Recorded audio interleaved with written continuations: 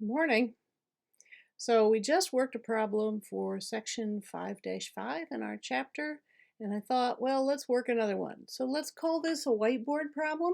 So I would like you to have your paper and pencil out because I want you to try to work it first. I'm going to lay out the problem for you. This is a problem from your textbook, so if you need to see that, you can. I will lay it out for you, and then I'm going to invite you to pause the video and solve it. And then check your work by seeing how I did it. So let's get going. Here we have another beautiful arrangement of two triangles. In this case, we have this side, this one, and this one. They're all congruent. In addition, we have one angle, 45 degrees down here, and we have two sides expressed in terms of x. One is x plus 5, the other one is 3x minus 7. Now so you can see this is one of the congruent sides, but this one is not. So how do we solve this problem? I want you to pause the video, give it a try, and come back and see me. I'll wait. No problem. I have tea.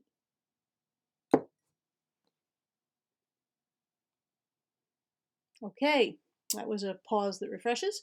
So I know you've solved it, but we'll just check it. We'll just take a look at it.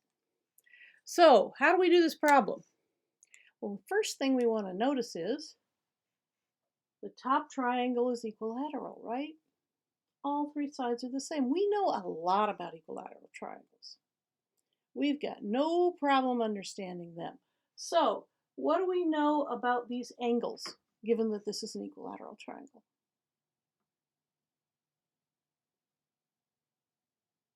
That's right. They're all the same. And we know what they are. They're all 60. 60, 60, 60. Every last one of them. So how does that help us? Well, the angle below is smaller than 60. So now, remember we're studying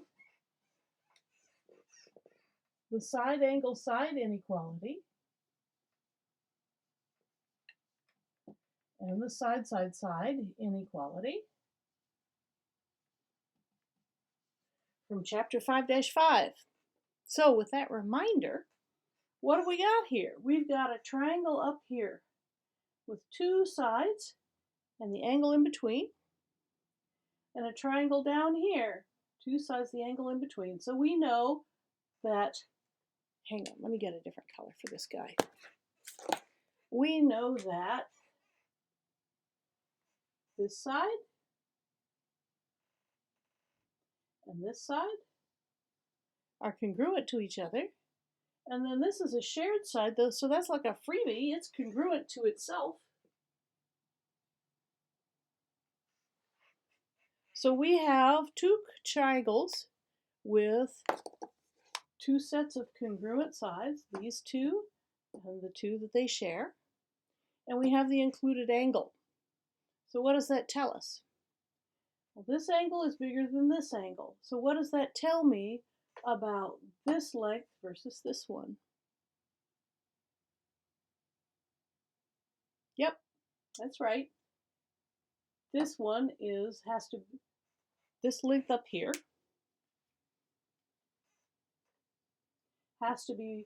is bigger than this length because this angle is bigger than this angle. Okay, so that tells us something about x that we really needed to know. It means that we know that x plus 5 is greater than 3x minus 7. Right? You see that? Okay, so now it's all done but the algebra, right? Okay, so let's see. We've got to corral these guys. Let's shift the x's over to this side.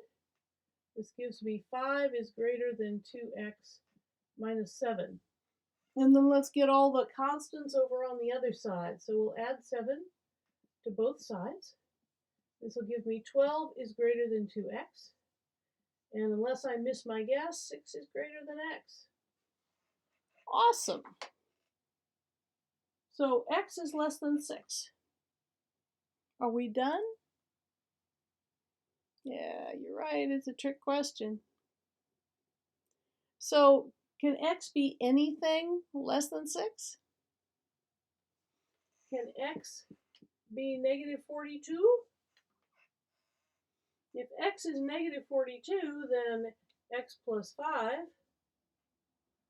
will be equal to 5 minus 42, which is a negative number. Can a side be a negative measure? I don't think so. Similarly, 3x minus 7 also has to end up being greater than 0. So let's take a look at that. I have 3x minus 7 has to be greater than 0. Can you see? Okay. So let's add 7. 3x has to be greater than 7. And then divide through by 3. X has to be greater than 7/3. Well, now, what about x plus 5 has to be greater than 0 as well? So we subtract 5 from both sides, and that just tells us x has to be greater than minus 5. So that's good to know, but in this case, this is the condition that matters. Okay, so now I have x is less than 6, but it's also greater than 7/3.